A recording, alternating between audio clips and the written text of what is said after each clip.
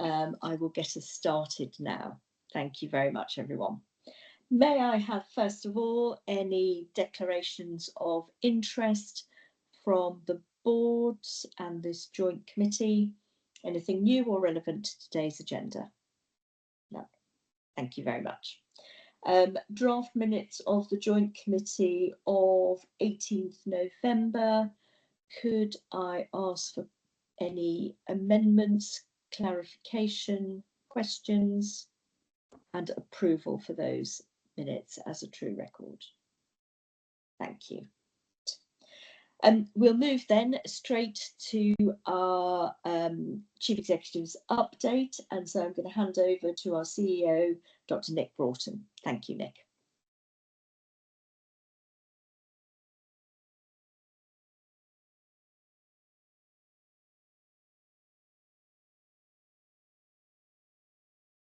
Perhaps not. Shall I wait for a moment?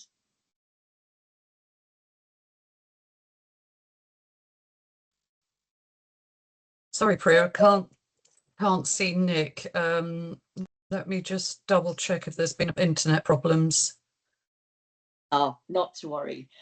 Should we move then into, as we wait for Nick, should we move into our finance planning and transformation, our delivery reports, and then we'll come back into our Chief Officer's report, unless actually any of you would like to start with the Chief Officer's report, which would be preferable. Priya, I'm just texting Nick to see what the problem is. Should we go on with the agenda and then perhaps take stock, and I'll cover it if Nick has continued problems? Lovely. Let's move then to finance planning and transformation reports, and over to you, Rich, and to Matthew Tate. Thank you. Thank you, Priya. I'll cover the finance section, hand over to Matthew for performance. Briefly, both Frimley and Bob ICBs are on plan year to date. And since the production of the report, the Q4 deficit funding has been confirmed for both systems, which materially de-risks the position. As in previous months, both systems are facing pressures on the ICB side in Section 117 and ADHD right to choose, and on the provider side in continued very high demand, which is driving cost in the provider side of the system.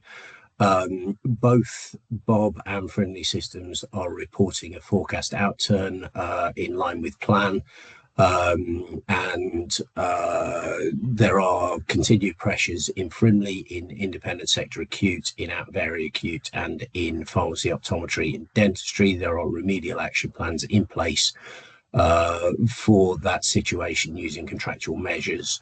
The providers are facing industrial action costs throughout. So FHFT's position, for example, includes 1.4 billion of costs relating to industrial action, and some funding has very recently this week been made available by NHS England to cover some of those industrial action costs.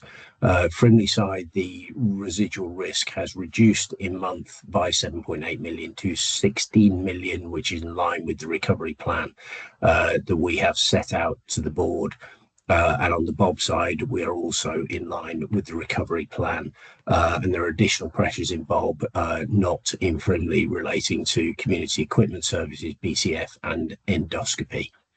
The demand-driven challenges are both in Frimley and Bob. All providers on the Bob side are closely monitoring forward forecasts on cash balances, and my understanding is that RBH has already applied for and received cash support in year.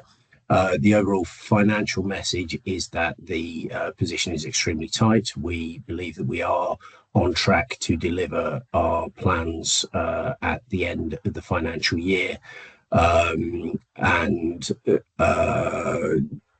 Both on provider side and the ICB side, we are to an extent reliant on non-recurrent actions, which obviously has consequences for the planning round as we move into the new financial year. I'm going to pause there and hand over, I think, to Matthew for the performance report. Thank you, Rich. Yeah, Matthew Tate, Executive Director for Delivery. So I'll just give an overview of the key performance areas for the Joint Committee and then take questions. So in terms of the elective space and the referral to treatment time, we're working towards a national target of 65% with a Bob target of 67%. And generally, we remain close to plan on that and on track. We've got one or two pressure points with Buckinghamshire Healthcare Trust, particularly in terms of the need to recover the position, but broadly close to plan, and trusts continue to work hard to deliver that. And I'd just like to take the opportunity to credit all our providers with maintaining a high level of elective activity to focus on that elective recovery during the industrial action period just before Christmas. Was a challenge period, but our trusts worked to provide around 95% of elective activity during the industrial action. So I think I'd like to formally acknowledge the hard work that they undertook to deliver that. In terms of the overall waiting list, which we're looking to reduce, obviously as ICBs, most of the trusts are on plan. We've got particular challenges again in Buckinghamshire Healthcare and Frimley, but there have been discussions about the recovery plans to deliver that. And generally, both to ensure delivery of elective wait times and overall waiting list reductions, we are in the process of receiving additional funding from the centre to try and focus on increasing the activity around outpatients and long waiters, just to ensure that we focus on delivery for the last 2 to 3 months of the year. So that's a positive intervention from the centre to support delivery. In terms of cancer, the focus remains on our 62-day target, where we have struggled to deliver all year. Joint Committee members will be aware that for the BOB system, we've gone into regional tiering to focus our support on helping the Trust deliver the target. And we've also utilised the Thames Valley Cancer Alliance, which we host as an ICB, to work through both from a capacity point of view, where we need to put additional capacity in the system, but also from a transformational viewpoint, where we look at individual tumour sites, we go through the timelines and the processes to improve those, and we try and work with the trusts on focusing where improvements can be made.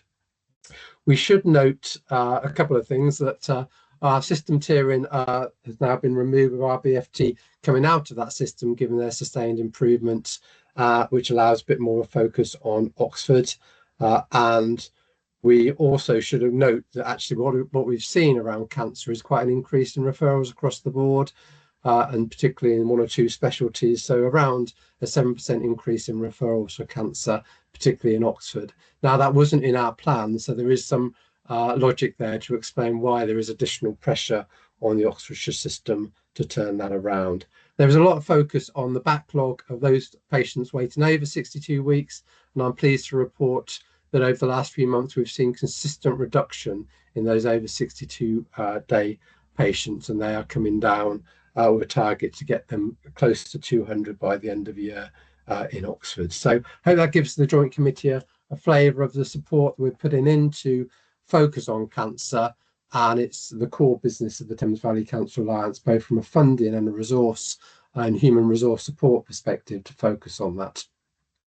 From an urgent care perspective, as I reported to the Joint Committee previously, we're broadly strong and around our plan position on that, but we are looking to improve as we go up to March. For those people who look closely at the report, you'll see that we sensibly planned for a dip in performance in January, and whilst the report only has published data to look at, I can report that we have seen a dip and quite a challenged first couple of weeks of January in terms of pressure on our acute hospitals. But I'm pleased to say, from an operational perspective, they've really responded well, focused, and actually in terms of our performance position, that's been maintained in terms of a reasonable comparator across the system. Probably will be slightly below plan when all the numbers are validated, but I think again, credit to the trusts for continuing to deliver in a very pressured environment. And we've also seen a more challenged position on our ambulance performance coming into the winter as well. Most months we've been on track for that during the course of the year, but again, we will probably see a drop off in January, and hopefully we can work with the ambulance trust to see an improvement as we go into February and March.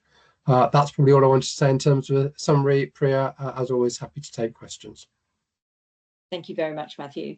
Let's move to our quality and workforce report. So over to Chief Nurse Sarah Bellas, and then to Sandra Grant, our Chief People Officer, and then we'll take questions in the round, triangulated questions in the round. Thank you, Sarah. Thank you, Chair. So firstly, I wanted to talk about the section of the report that looks at complaints. We're continually trying to improve on how we review the complaints, and we put some consistent efforts into having information available following the themes of the complaints, such as ADHD, on the website to make things more accessible for patients that they can see very easily. I'm pleased to report that whilst we had seen some clusters of never events, there have been no new never events in either the Frimley or the Bob system. We reported that there was a chance that BHFT were going to temporarily pause their adult ADHD services and this referral pathway, and this happened from the 1st of December. This is to focus on patient safety issues around ensuring that existing patients have their medication reviews as right. And again, this is on the website and people are aware of the right to choose providers that are available. The other area to talk about is a number of external reviews or visits. OUH had a review from the Thames Valley and Wessex Adult Critical Care Network in August, and they made some recommendations regarding estate strategy and post-surgical care and ongoing nurse recruitment. Whilst it's not in the report, we thought we'd give a small update on some of the OUH maternity visits.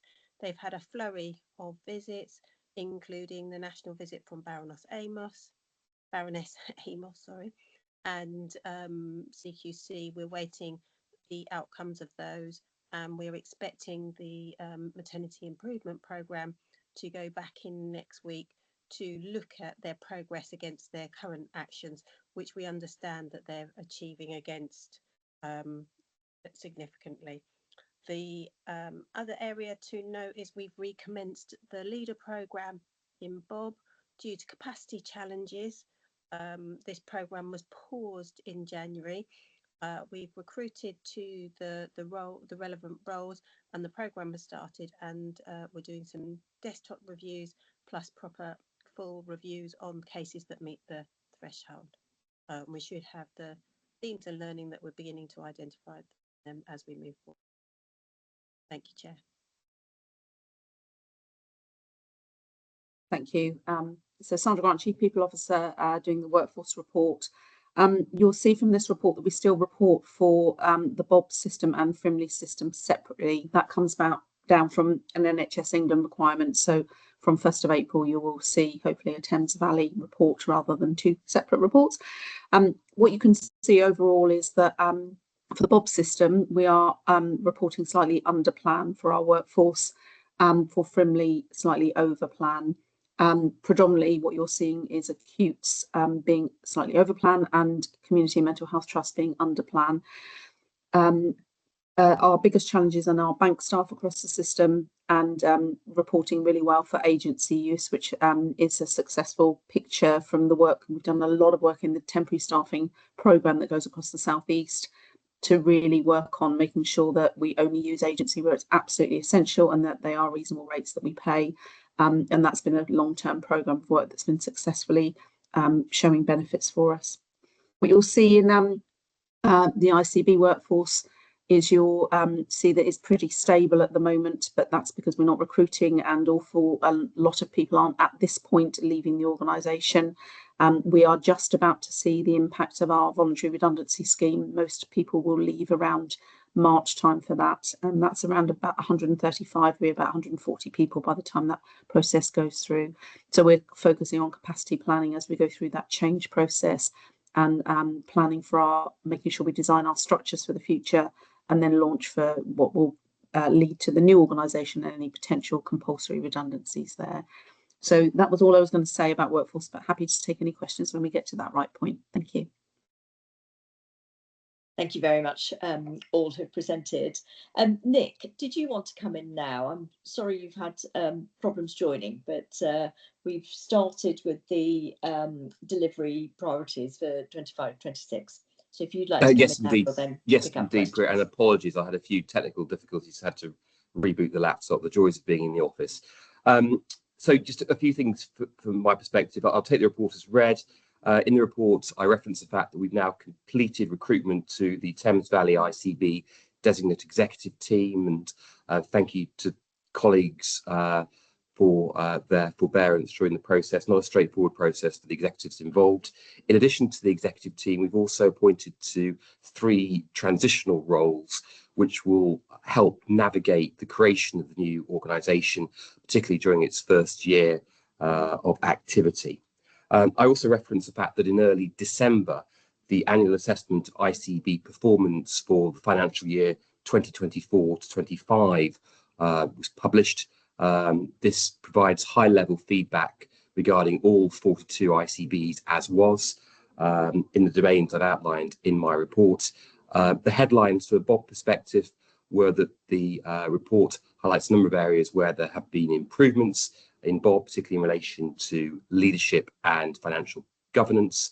And the report was a particularly strong endorsement for the work of the Frimley ICB. It's important to highlight, though, that this report is out of date. Obviously, it relates to the last financial year, and a good deal has happened since the assessments were undertaken in relation to that financial year, particularly in relation to the delivery of the plan for this year. And I think we have built on foundations as set out in the report, so that's encouraging. The other thing to flag really is external stakeholder engagement, a really important focus for the executive team, particularly in relation to the creation of the Thames Valley ICB. You'll see that we've met with a variety of key stakeholders, including many of our MPs in recent weeks, in order, amongst many things, to update them regarding the changes planned in relation to the Thames Valley and the wider changes within the NHS at a regional and national level. Priya, that's all I really wanted to say. Very happy to take questions. Thank you very much. And first question, thank you, Sajid. Come in, Sajid Khan, non-exec. Yeah, just Sandra, just a question on the workforce. Obviously, we're all aware of the need for the 50% reduction and therefore the significant impact on staffing reductions. So just a 2-part question. One is, how are we managing the risk around losing the institutional memory and the key skills? But 2, I do also note from the papers that some of the voluntary scheme applicants were rejected. So again, how do we manage the risk of people who wanted to go but having to stay for either a short period or a longer period? Yeah, thanks, Sajid. So yesterday, actually, it's good timing. Yesterday, we had a session with the executives around both leaving well for people and capacity planning. And the leaving well part of it included the fact that having heard from some of we had a few staff that left through the Mars process earlier in the year, and were saying that we did what we could. We sent goodbye and thank you letters from Nick, etc., and made sure that there was a good process. But that they felt that what we didn't do was capture all of their skills and views and, who are their key contacts, how does this work? So we've devised a pro forma that will be working managers will work through with staff to make sure that they can capture that information. What is it, the key programs they're working on, what experience did they bring, etc., as well as the normal exit interview process. So there is a kind of legacy pro forma that we'll be working through with staff. With regard to the second question, sorry, Sajid, it's gone out of my head as I answered the first one, if you remind me that one. Yeah, I noticed there was people that were leaving. Sorry. So these are the appeals. So we're going through the appeals process this week. So people that were declined in the first round for their voluntary redundancy application, they had a right to appeal, and some have taken up on that right. And we are going through that process this week. there have been, we're making sure the chief officer is very involved with those staff and connecting with them regularly about why is it we felt we had to decline those applications. It was a minority, but of course, for those individuals, as you say, it is really difficult to stay in work when you've expressed that you want to leave and you know many others are leaving, but you're not permitted to. So how do we turn that into it's because what we need from you is really essential, it's part of the future, etc. Those discussions are happening. The chief officers are aware of those people and are connecting and working with them in that process. Thank you very much. Any other Horizon 1 questions for the chief officers? Come in, Saqib. Saqib Ali, non-exec. Yeah, thank you. Sandra, related question. Obviously, there were some departments that were not part, will not be, and were not part of voluntary redundancy or compulsory redundancy schemes because they were ring-fenced or protected. What will we do from a cultural point of view and to support those that their heart isn't, in staying in the organisation and they're wondering why, some departments are being protected? Thanks, Sahib. So it was only in the end, the continuing healthcare team that we decided to make exempt from that process. It's an area that we often struggle to recruit to. So Sarah Bellas has been working. Sarah, I don't know if you might want to come in on this because I know you've been taking a lot of effort in this space, and we've worked with trade union colleagues from the RCN to support staff and talk about the future with them. So Sarah, does it make sense to bring you in at this point? Yes, I mean, I think because of the fact that we hadn't had, we'd been working on a lot of vacancies and we'd had some people leave, we were able to resize the team without taking any voluntary redundancies. And it was just about trying to help the team to understand and being really open and transparent with them before the VR process, that because we knew that this was the case, that we were not including them in it. They found it difficult. You're right, culturally it's quite difficult to understand why you're not being afforded the opportunity that other people are awarding it. But I guess it's about that honesty and it's about meeting the service need. And it is the it's the NHS's pound, it's the taxpayers' pound, and it's the doing the right thing as well, isn't it? Thank you. Saqib, did you want to come back?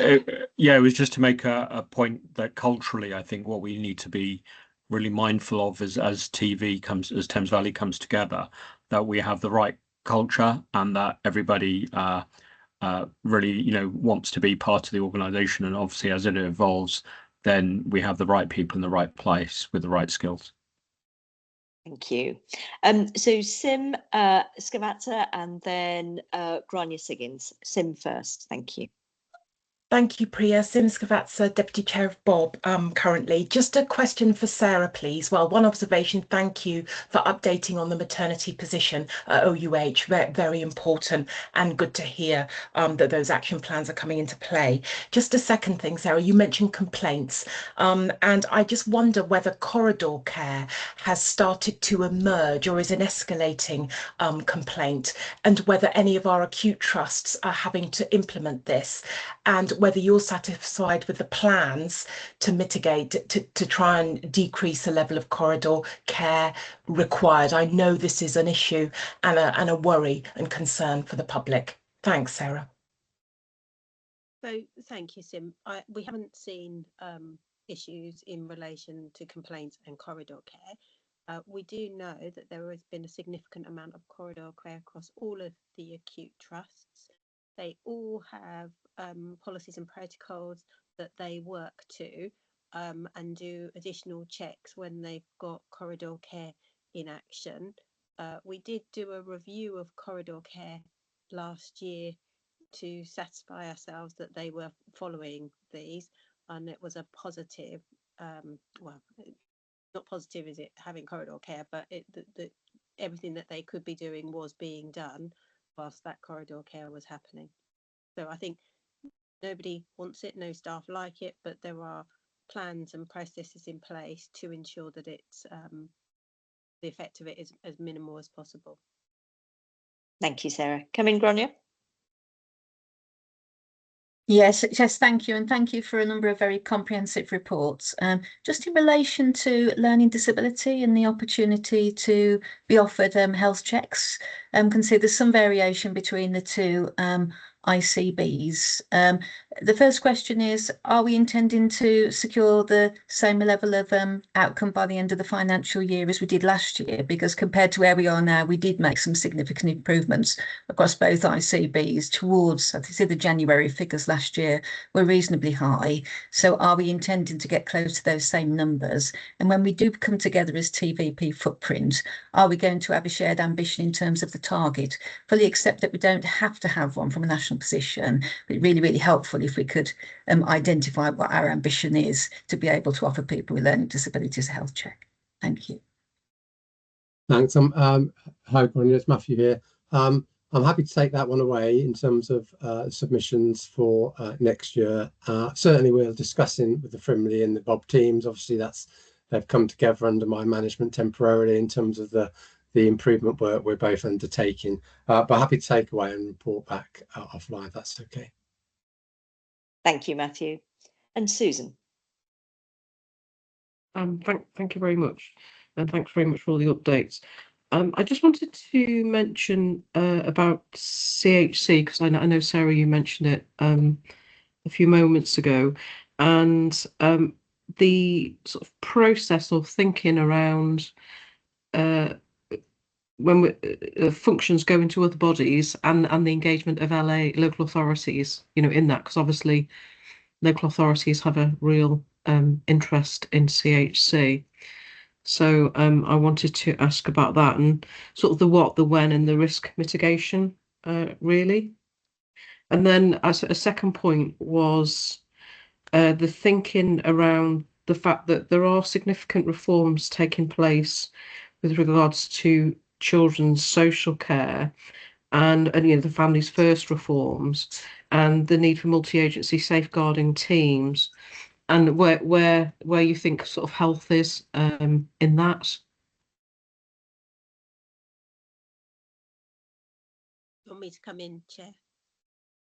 So in relation to CHC and engaging with the local authorities, Matthew and I meet with the DASs and DCSs on a monthly basis, and we had a meeting last Tuesday with them where we talked about our current thoughts on what we are hoping to achieve.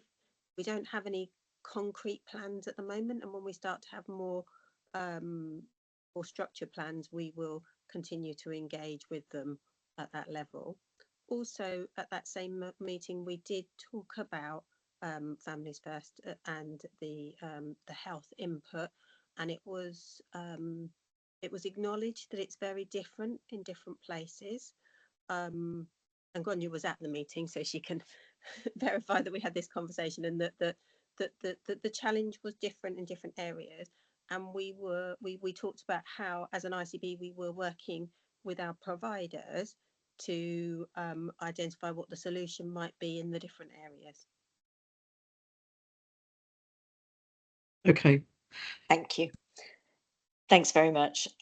Let's move then to our planning update on the Thames Valley ICB planning submission. And I'm going to hand now to Hannah Iqbal, our Chief Strategy and Commissioning Officer, and to Rich Chapman, our CFO. Thank you very much. Thanks, Priya. So we've got a couple of slides, and then I think Rich will give a verbal update on the finance planning. Could I have the next slide, please, Sam? Thank you. So ahead of the Thames Valley ICB being established in April 26, all ICBs have been asked to run a planning round based on their statutory footprint from April 26. So that for us obviously means the Thames Valley ICB. What that means is that we're running a planning process for an organisation that doesn't exist yet, which is obviously quite complicated and complex to navigate, but also gives us an opportunity to start thinking about the work and the impact of the Thames Valley ICB, which is exciting. So the way we're approaching this is we're very much being led by the data we know about our population and the kind of core aim of ICBs in improving population health, reducing inequalities and improving access to consistently high quality care. So we're taking a kind of population first approach, and we're trying to set up a new way of doing planning, which will be a kind of precursor to how we do strategic commissioning.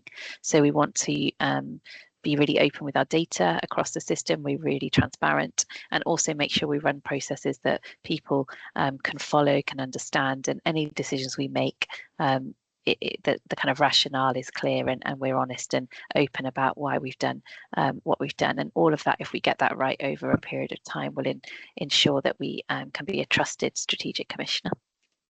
Rob will come in a moment about something we've set up this year called the Innovation Fund, which is really a mechanism to prioritise a limited amount of our allocation towards 3 strategic priorities. And we are using the strategic commissioning cycle as a way to kind of define an end-to-end process for how we allocate that money. But I'll leave that for Rob to come in a moment. And finally, linked to what I said before, we're trying to bring our teams together across Bob and Frimley to create the Thames Valley approach. Next slide, please, Sam.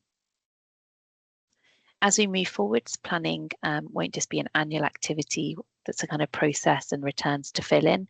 It will be our way of working across the ICB. So obviously, as we've heard already, we're setting up the Thames Valley ICB to be a strategic commissioner.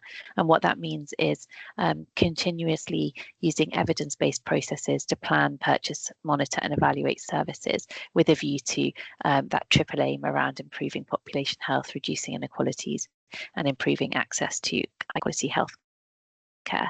And the accountability of ICBs now is well, it's clearly enshrined in law already that we're accountable for the best use of the allocation we receive for the public we serve. So that's really the kind of guiding principle of why we're here as the ICB and what we're trying to do. I'll hand over to Paul in a moment just to talk about some of the feedback we've received on the first submission. But if I could go to the next slide, Sam, as my final slide. Oh, I think I've got my order wrong. But I had a slide in another deck. I think there's been a technical issue, which is definitely my fault. So I'll make sure it's shared, which talks about the process we're following to refine our plan. But the key kind of point in that is that we've received some feedback on our December submission, and Paul's going to take us through that now. Thank you, Paul.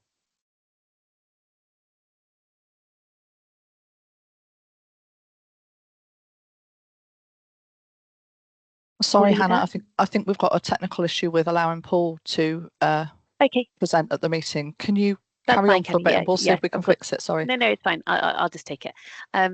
So in December, we submitted our first plan, and we submitted a break-even plan living within our allocation, but we did not submit a compliant plan in terms of operational delivery and targets. And this slide, I won't read all the bullet points, but basically details the areas that we need to focus on in terms of improving for our next submission.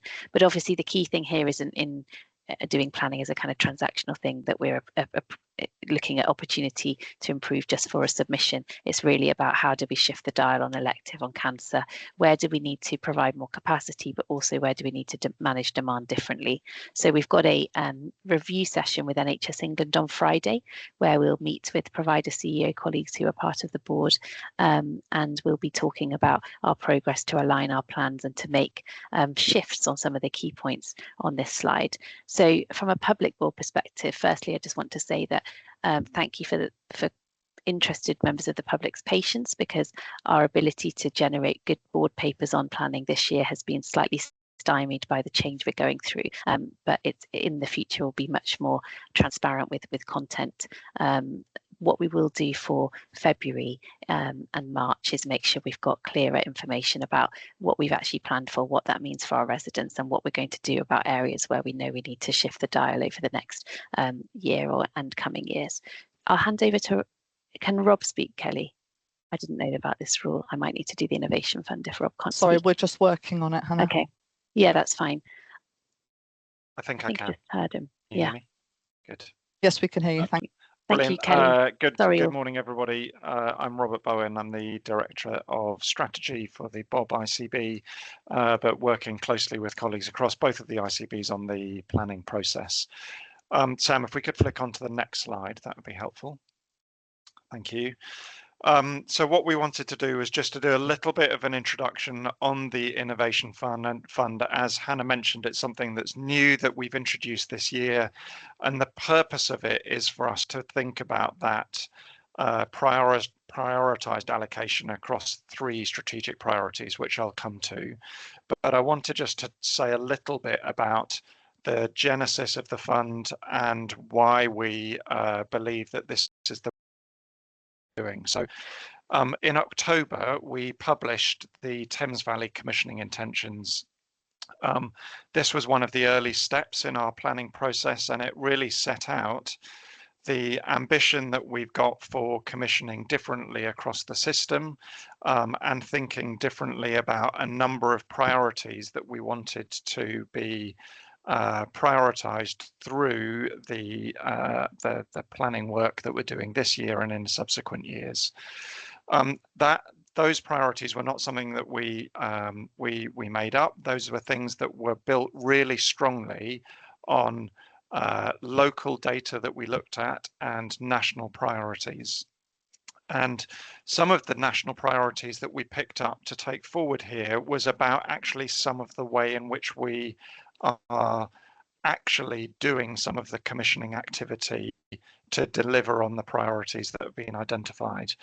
And in the 10-year plan that you can see on the left-hand side there, there was some direction that ICB should be thinking about introducing a really strong value-based approach that incentivizes innovation.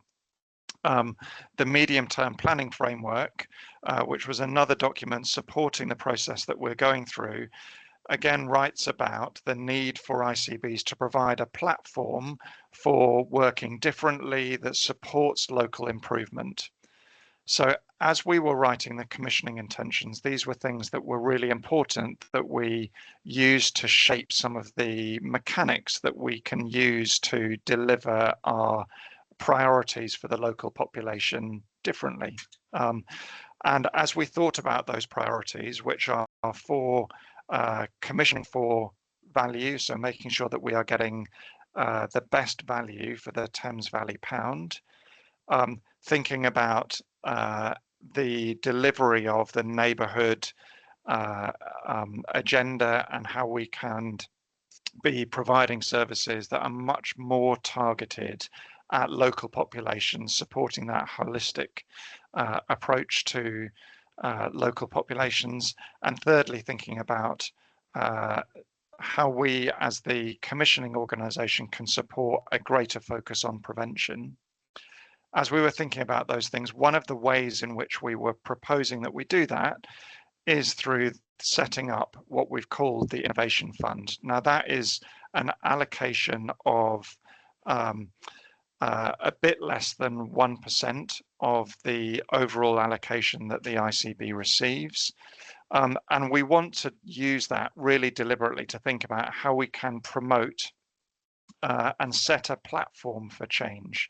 So thinking about how we can seed fund change, how we can identify and build on really good existing high-performing solutions, and even think about how we can use that to attract other investment into the Thames Valley system. So we've set up the Innovation Fund, and it's focused on three priorities that are on the next slide. If we can move there, Sam. Thank you. So, having spoken to providers and partners across the system, we've identified 3 priorities that we want to really use the Innovation Fund to support. So the first is about improving access to elective care, thinking about the way in which we can think differently about the way in which we are providing elective care, managing some of the pressures that we've got on demand. Also, as I mentioned earlier, the ideas around neighbourhood health and about how do we ensure that our populations are really receiving that joined up care and support. And thirdly, the priority around children and young people who are experiencing poor mental health. So those are 3 priorities that we're incentivising through the Innovation Fund. And the way in which we have proposed that organisations across the system are involved in this is by, on the next slide, Sam, by asking partners from across the system. So this is something that's gone very widely to partners, be they local authority, voluntary organisations, charities, NHS providers. We are asking partners to express interest in the fund through completing a form where we're asking for detailed information on proposed interventions that can support the delivery of those priorities. The deadline for those expressions of interest is this coming Friday. We've got some detailed work to evaluate and make decisions on that by the end of the month, with a proposal then that we would be able to actually allocate and start some of those changes from the beginning of the next financial year. Hannah, is there anything more that you want to add in on that before we hand back? No, that's great. Thank you, Rob. I don't know, Rich, if you want to come in and give an update on financial planning. Yeah, we can take slides down, Sam, if that's okay. I'll just give a verbal update on the financial planning. So background information. So because of 2 quite material adjustments to the Thames Valley ICBs allocation, bearing in mind Thames Valley is a new, or will be a new organisation. So we're kind of matching that element of Frimley, which will map to Thames Valley and the Bob ICBs. But there are 2 quite material adjustments to the allocation. The first is the removal of the deficit support funding that is available to us in 25-26, and the second is the reduction in allocation to reflect the cost, particularly of programme functions, which were held in Bob and in Frimley ICB. And the impact of those 2 is that the core funding for the 26-27 financial year is materially further from the target allocation for the system than was the case in the 25-26 financial year. So that makes 26-27 quite well, it makes it an exceptionally challenging year from a financial perspective. The initial plan submissions, which were done on an organisational basis in line with national planning guidance, indicate a material gap that remains to be closed to get to break even.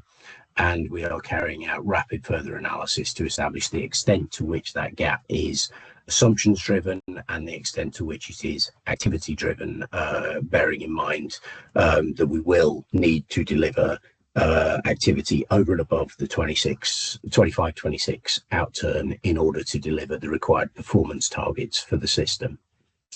That piece of work will enable us to test the efficiency plans, productivity, and the extent to which the planned capacity in providers will enable the system to deliver its performance targets, and in fact whether the aggregated provider activity plans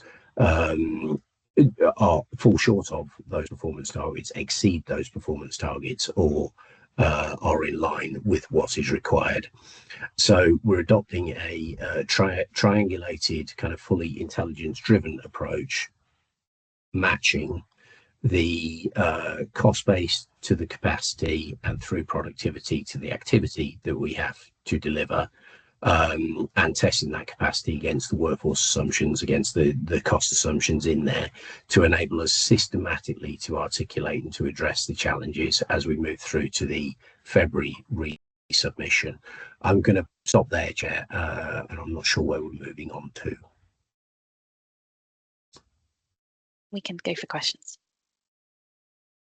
Thank you. I'm going to just hand over first to Nick, and then we'll go to questions. Thank you, Nick. Yeah, brilliant. Thank you, Hannah, Rich, and the team. Thank you for that presentation. I think it just goes without saying this is a major undertaking, and would be a major undertaking if we were just planning for an established geographic footprint. But the fact we're doing this at the same time as transitioning to the Thames Valley system adds to the complexity of the task in hand. I think it's important to highlight that our initial planning submission was reasonably well received by the regional team, as was the approach that we've adopted to develop our final submission by the 12th of February. So that's encouraging, but we are not complacent. There is a lot that we need to do between now and 12th of February. A number of meetings are scheduled with our providers, both at the CEO level, a CFO level, and a Chief Operating Officer level, as you'd expect. So there's a lot more to do, but I think the approach that Hannah's outlined is the right one. And it does signify a significant change in our approach to planning, which again is the right thing to do, because we do need to plan in keeping with the ambitions that set out in the 10-year plan for health.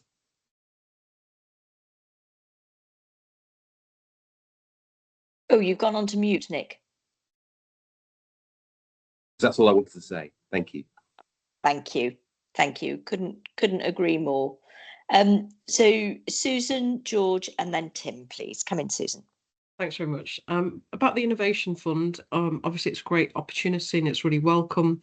You know that I think there are challenges around the timescales which will have an impact. I just wondered about the evaluation side of things and how you're thinking about bringing in local authority expertise into the evaluation side of things. I'm particularly thinking because it's so relevant to the place-based working, and also I'm thinking to the children and young people / mental health sphere that you've set out.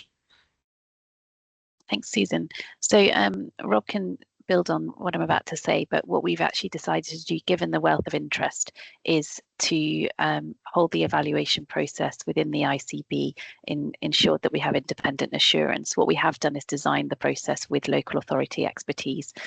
So public health directors have been really key in helping us use some of their decision making and prioritising frameworks. Rob, do you want to build on that?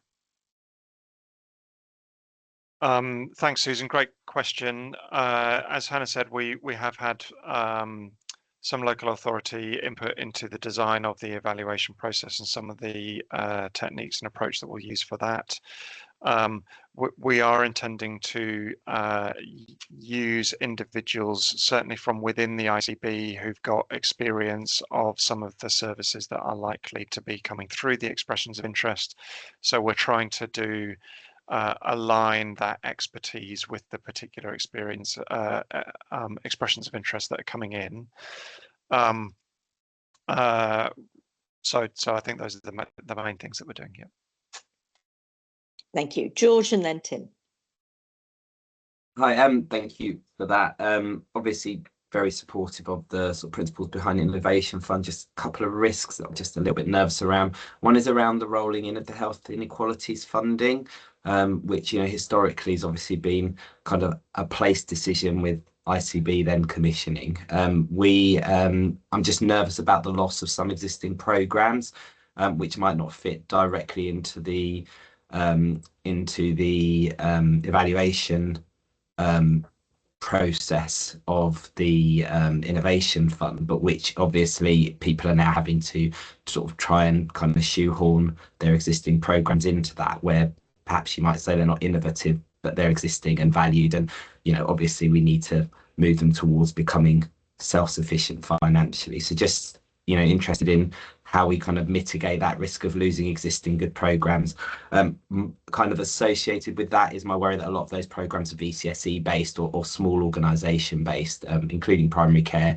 And obviously, when we've got swift processes here, the kind of machine of bid writing that exists within the trusts does feel like it gives a relative advantage to trusts and local authorities over small organisations like those from primary care and VCSE, who may have, you know, very valuable programs but don't have the expertise or ability to know exactly how to hit the evaluation button. So again, just how we can mitigate to make sure that it's as even a playing field as possible, taking into account expertise in bid writing. Thank you, George. Really helpful points. So On the health inequalities funding, other exec colleagues may want to come in. As with all things transition, we had something that existed in Bob, it didn't exist in Frimley, and then we had a choice to make. So this was the most pragmatic choice given where we are. But I recognise there's risks and challenges with that.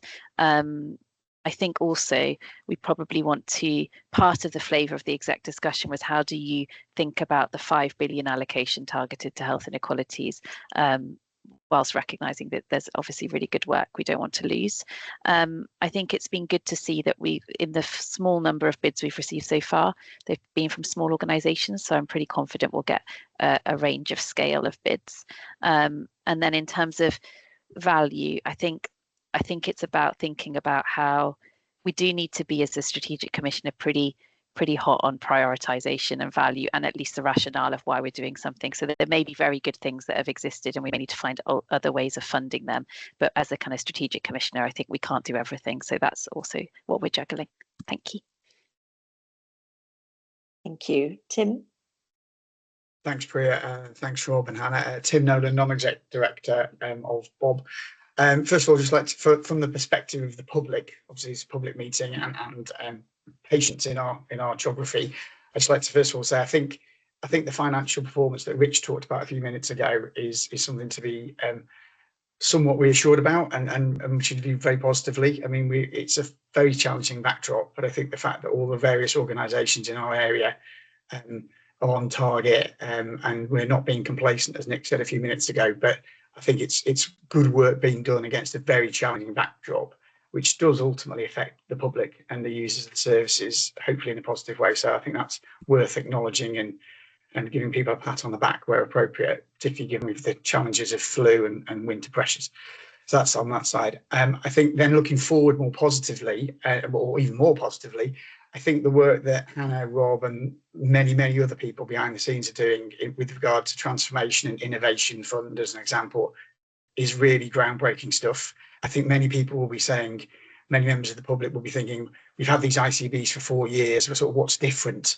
Well, I think many things are different, but this is a really good example of how we're trying to move forward into a genuinely different way of working and trying to improve the focus on prevention and treatment in the community and so forth, which is what ultimately I think most patients and public want. So this is a really tangible example, I feel, of positive change.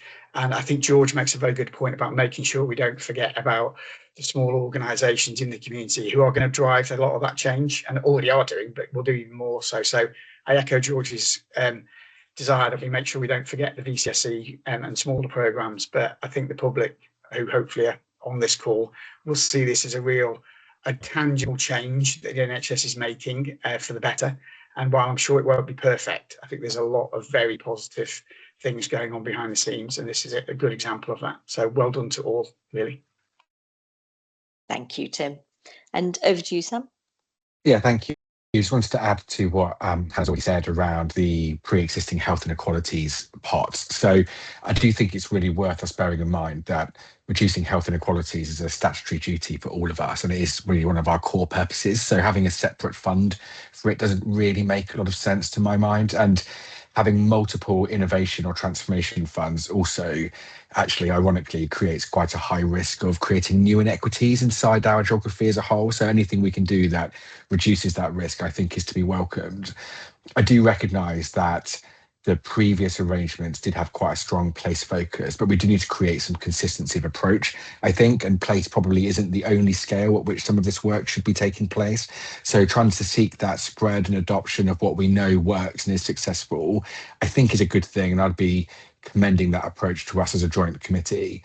And then final thought, from my perspective, the criteria that we've set out inside the Innovation Fund for evaluating actually does a really good job of describing our true north, not just as an organisation, but as a system partnership overall, and to not be overly provocative about it. But I think if we do have things which we're funding which aren't necessarily doing a particularly good job of hitting that true north and don't demonstrate that alignment, then actually it's legitimate for us to be asking ourselves whether we should be continuing with them or not.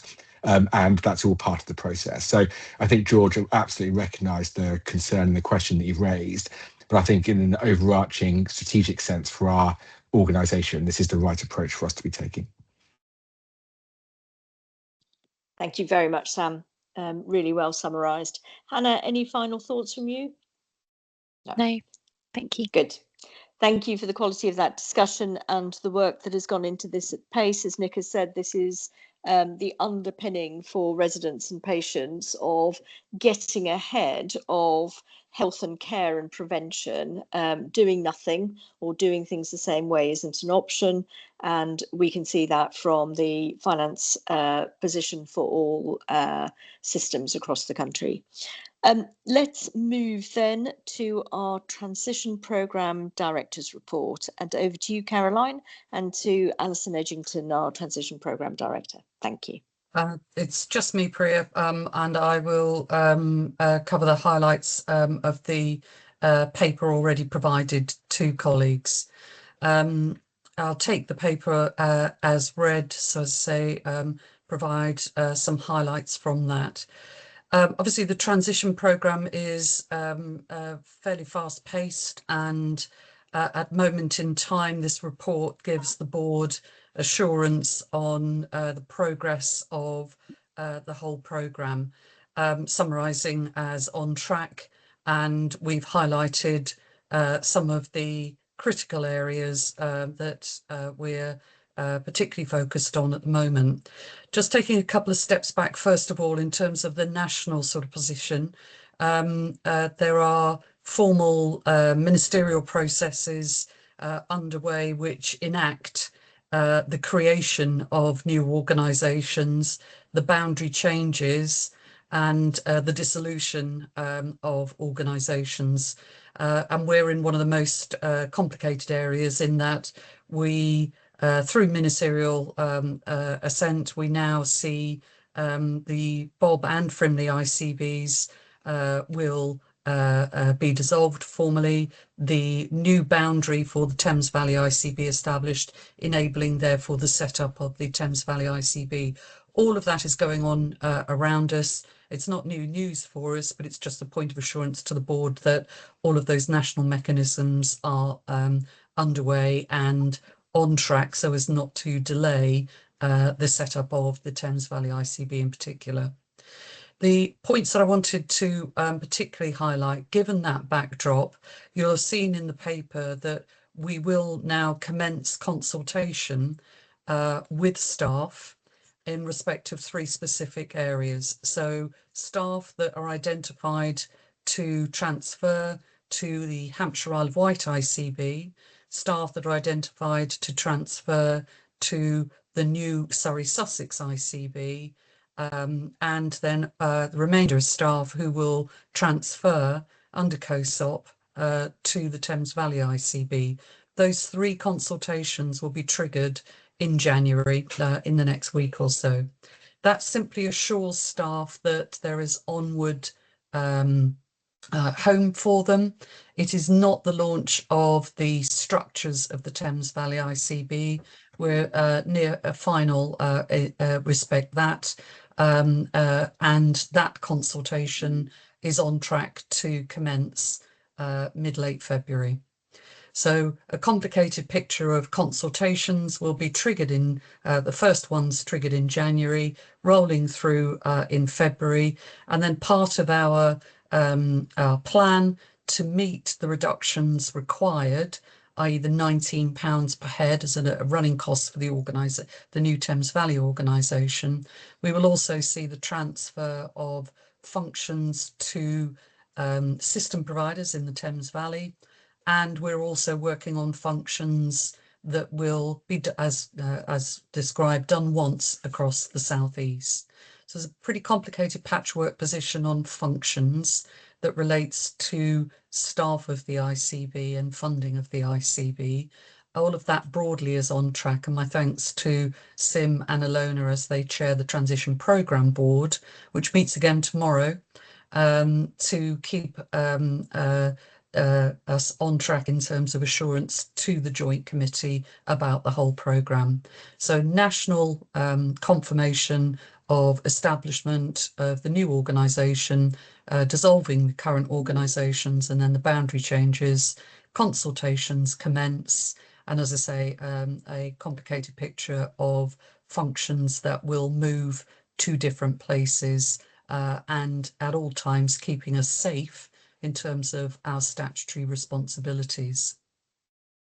The other area that I just wanted to draw out of the paper in particular would be the redundancy position in terms of voluntary redundancies, the report updates in terms of the numbers of applications and the processes we're undertaking with regards to those processes obviously enable us to reduce the number of compulsory redundancies that may be necessary as a result of the reduced running cost target, but also the launch of the consultations I mentioned earlier.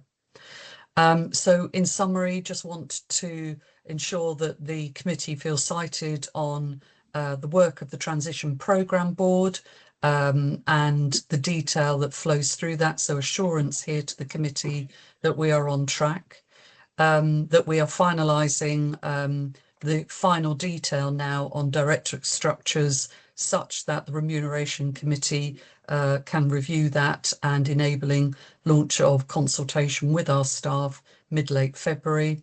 And just to note that the 21st of January, we start consulting with our staff about their onward transfer either to the Thames Valley ICB or Hampshire, Isle of Wight and Surrey Sussex ICBs. Thank you, Chair. Happy to pick up any questions.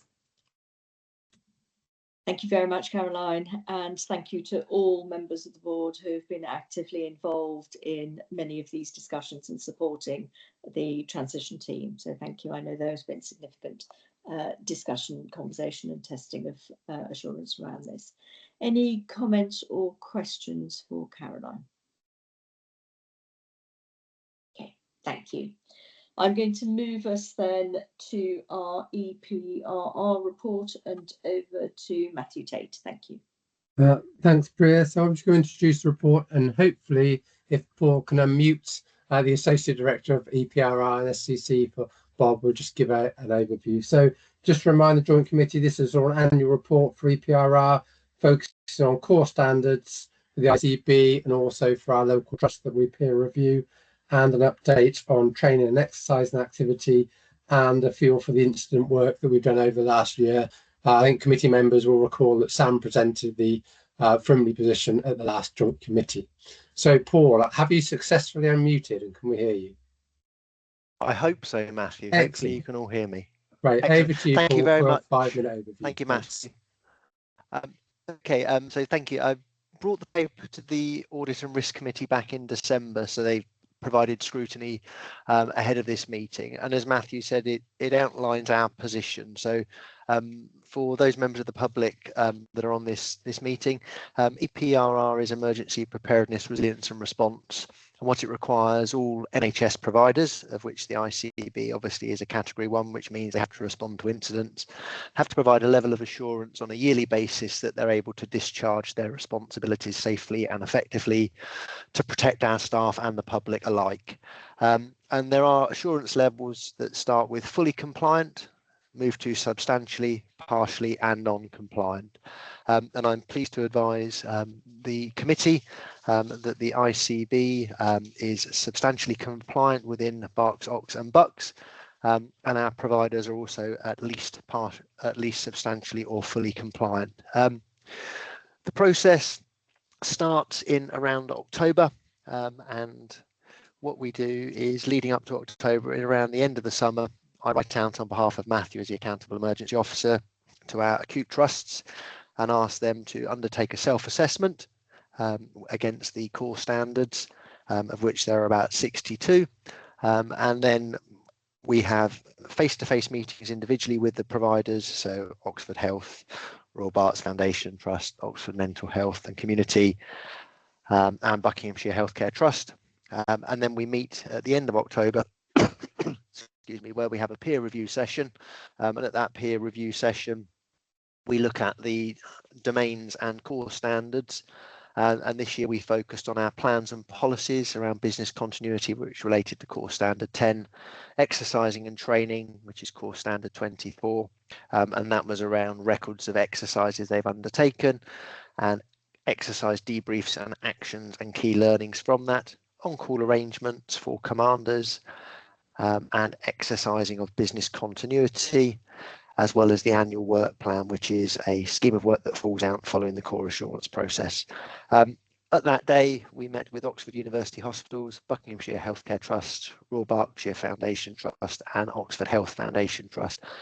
And I'm pleased to advise the committee that this year is in terms of 25-26, with the exception of Oxford Health, who were substantially compliant.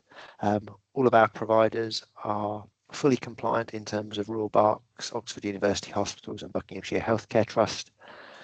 And one of the providers that sits within our operational patch and will become part of the Thames Valley ICB, which is Berkshire Healthcare Foundation Trust, were also substantially compliant. And I attended their core assurance meeting as well with colleagues from Frimley. And so we've already started that joint working approach with colleagues around core assurance. I also attended a meeting at the back end of August with South Central Ambulance Service, Hampshire and Isle of Wight Ambulance Service and South East Coast Ambulance Service.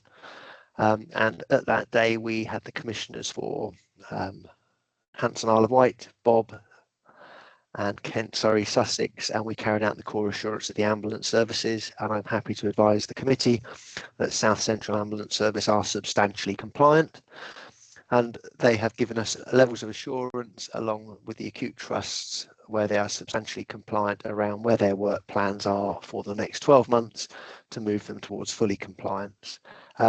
So from the point of view core assurance, I can advise the committee that we are substantially compliant, and the only core standard we marked ourselves down as within Bob was around on-call and training. That said, we have improved on last year, where this year we have undertaken 11 Principles of Health Incident Command sessions, Part A and Part B, so that's the training for strategic and tactical commanders to give them the level of knowledge and skills to discharge their responsibilities in incident management. Our strategic directors, of which we have 11, are all 100% compliant with induction training. One commander still needs to undertake their Principles of Health Incident Command, but that was due to a period of absence and they are planned in. All of our tactical directors have done Principles of Health Incident Command, and we have 2 of our strategic that need to attend strategic coordinating group training, which is offered by the LRF. Sorry, Nick, apologies. Paul, you carry on. I'll come in after you finish. Okay, thank you. Yeah. I will be quick. Sorry, I'm mindful of your time. And our work plan moving into next year, I met with colleagues from Frimley yesterday from the EPRR team, and we've agreed to set up joint core assurance processes and also joint work plans to make sure that we're working collaboratively to address those gaps within our current ratings. In terms of exercises, in 2025, we undertake an exercise Hollow, which is a communications. We've done exercise Beach, which was around cyber security. We've done exercise Aldex, which is the atomic weapons plant at Aldermaston and how we deal with a chemical release. Frontier, which was around a petrol storage depot leak. Exercise Short Sermon, which was a radiation monitoring unit exercise run by UKHSA. Golden Fox, which was a command exercise around a nuclear submarine in Southampton leaking. Exercise Pegasus, the ICB took a lead in the planning and delivery of that, which was the national Tier 1 exercise that ran in September to November last year. And we've also exercised the humanitarian assistance cell set up in Oxfordshire. In terms of responses this year, we've dealt with the resident doctors and general practice collaborative actions. We've delivered the monitoring of measles and a pathway for prophylaxis treatment of that. We dealt with the NRS administration process and the setting up of new providers. We've dealt with crowd strikes. We were heavily involved with Bicester Fire Motion. and the MPOX pathway set up, and we've had floodings across the Thames valleys. We've had families from Gaza being relocated within our operational footprint, and we also had quite a large part to play with Operation Liberty, which was the visit of the President of the United States at the back end of last year. And most recently, we've been actively involved with the potential impact of the Kidlington waste pile and the impacts that could have on health if that became a problem. And we also identify any lessons from training and exercising and build that into our policies and procedures to give assurance that we are a learning organisation. So in summary, we've self-assessed as substantially compliant. We've got a work plan to address those areas where we need to improve, and we're working collaboratively with our colleagues in Frimley ahead of 1st of April when we become Thames Valley ICB. Thank you, Chair. Thank you, Paul. Before I bring Nick in, this is a matter for the Bob board. So any members of the Bob board who have questions or comments, please let me know. And over to you, Nick. Yeah, Paul, thank you very much for your report and your leadership in relation to this. Is there any reason why our 2 community mental health trusts are only substantially compliant? It's around training and exercising of commanders, and it's also around lockdown. And lockdown is a policy, as colleagues are probably aware, that all hospitals and sites have to have. And lockdown is always a discussion point around how do you secure a hospital. So it's put there as substantially compliant because we're always working through those policies and procedures to improve that. So, for example, in a large acute trust, it wouldn't be possible to lock down the whole hospital, but what we have agreed with Region is that you would focus on the key areas such as intensive care, maternity and accident and emergency, because a hospital is a porous site. So it's around those issues that all of us struggle to meet the compliance with on a yearly basis around the training and exercising of commanders, depending where the cycle falls. Okay, thanks, Paul. Thank you. Thank you very much, Paul, for the comprehensive work that has gone into this and is planned as we come together as the 2 ICBs. If there are no other comments and questions, I'm going to come in, Ilona. I realise I shouldn't be coming in because this is a Bob matter, and I'm Ilona Blue, a non-exec from Frimley. But I think it's just worth flagging, given we've got members of the public online, that we took a similar report on Frimley, I think, at our November meeting. So I just thought it's worth flagging that so people are aware we've looked at both systems. Thank you. Thank you. Very wise. Thank you, Ilona. I'm going to move us then to the Board Assurance Frameworks and the Joint Committee Assurance Committee reports. These, again, we take individually for the 2 boards, Bob and Frimley. So looking first at the Board Assurance Frameworks, I'll hand to Rich Chapman and Caroline Corrigan for the 2 boards. Thank you. I think Caroline's taking it, Chair. I'll take that, thank you. So the Board Assurance Framework, 1 report covering both ICBs. You'll see that we've updated and provide to the Joint Committee, both boards, the update on the BAF positions. Nothing substantial to report there other than the downgrading of the transition risk around having the programme infrastructure in place that enables us to share the same transition risk across both organisations, both being reported in the same way. Just wanted to flag to board members that we are now commencing the building of a new risk management framework for the Thames Valley ICB so that we safely close existing risk management processes in both organisations, ensure where we can we streamline them. For example, the transition risk is streamlined and reported to both, and then make sure that as a part of the close down and setup work that's underway at the moment, the setup of the new Thames Valley ICB will ensure that day 1 we have establishment of the Thames Valley ICB, the transition over into the new risk management framework. We will also set up a risk oversight group, which will then enable the establishment in a timely fashion of the board assurance framework for the Thames Valley ICB. So one report showing both BAFs and showing the crossover where we have streamlined this transition risk onto both board assurance frameworks. That's all I wanted to flag on the BAFs at this stage, Chair. Thank you very much. Before we move to our committee reports, are there any comments or questions? Thank you, Ilona. Thank you. Thanks, Caroline. And it's really good to read and hear how we're getting on the front foot for risk management for the new Thames Valley structure and also a new BAF. I just wanted to remind people who were in Frimley at the time, or let people know who weren't, that we were strongly criticised by our external auditors in year one of the Frimley ICB for being slow, essentially, to come up with a new BAF on the back of our strategic objectives. So I just wanted to remind people of that and encourage us to not let perfection be the enemy of good enough as we create the new kind of governance arrangements for Thames Valley.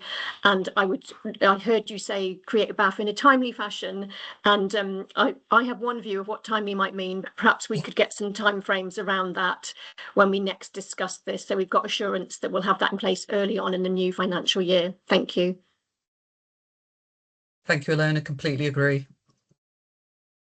Good.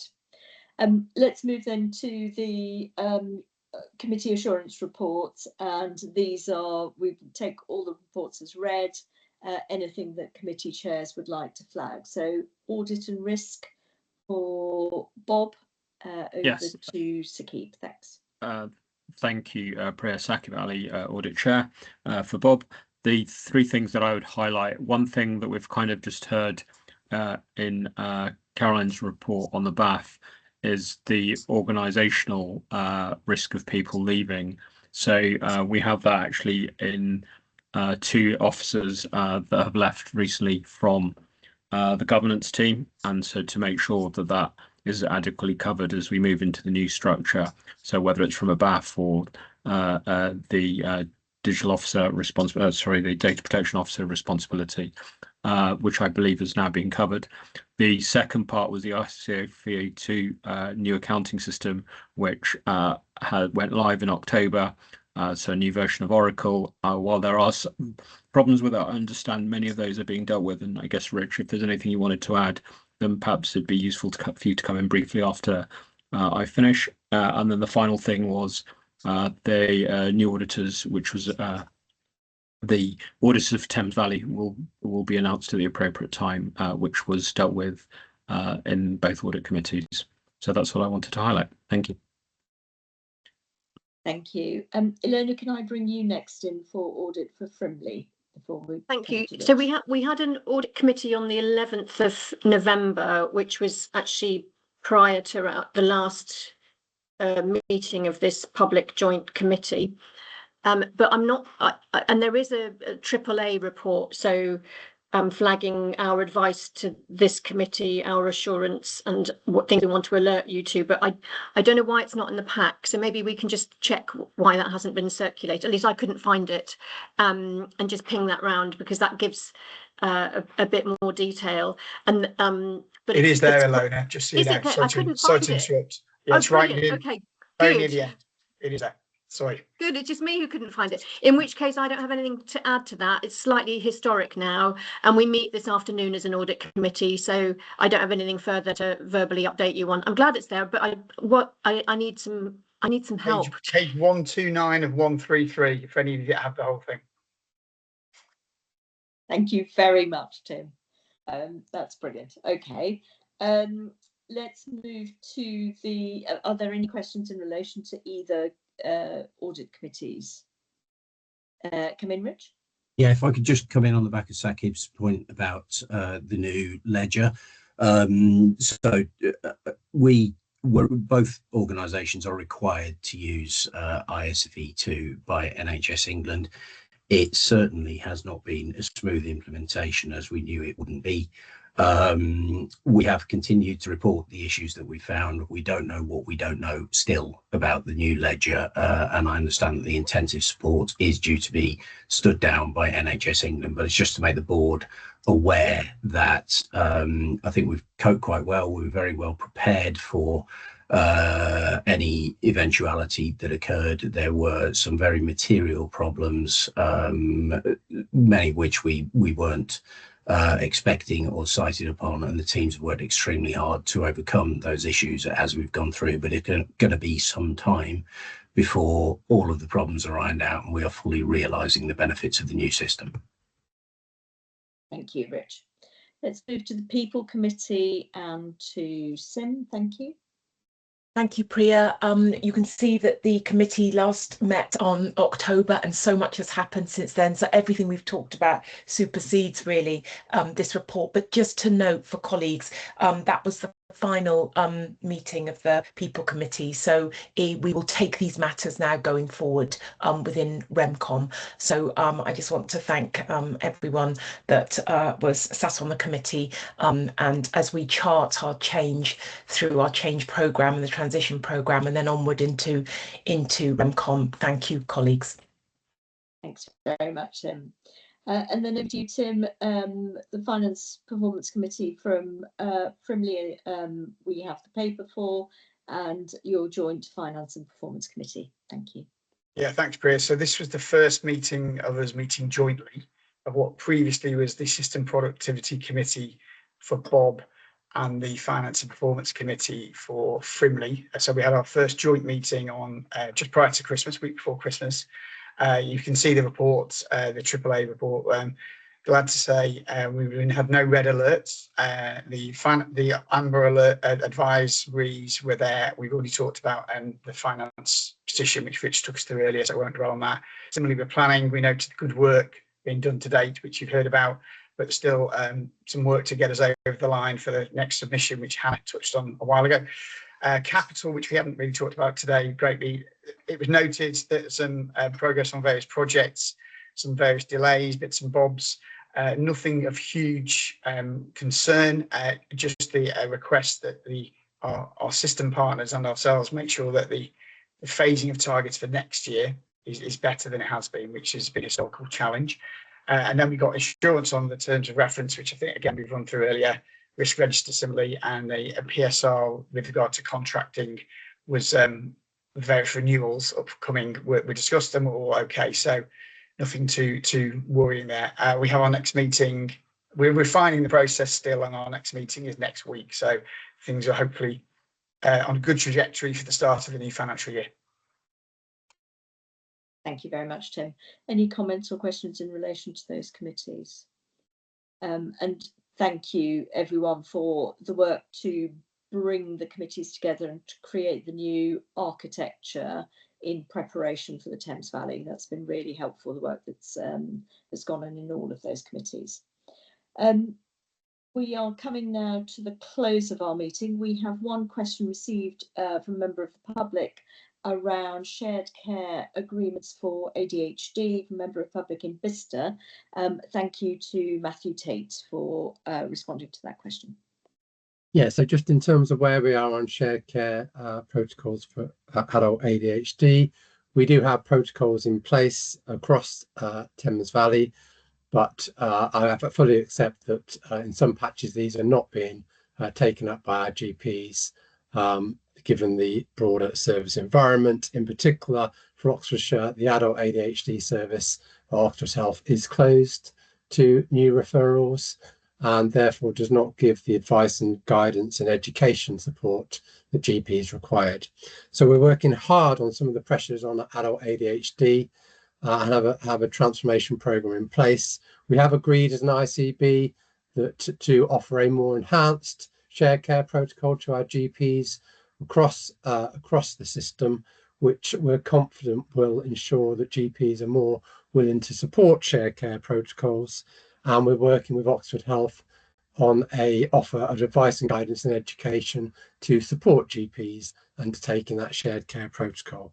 In terms of timing, We haven't yet reached agreement with Oxford Health, but we're hopeful the new arrangement will be in place for Q1 next year. Thanks. Thanks very much. And George? Yeah, just say I really kind of support the approach, Matthew. I think it's really positive.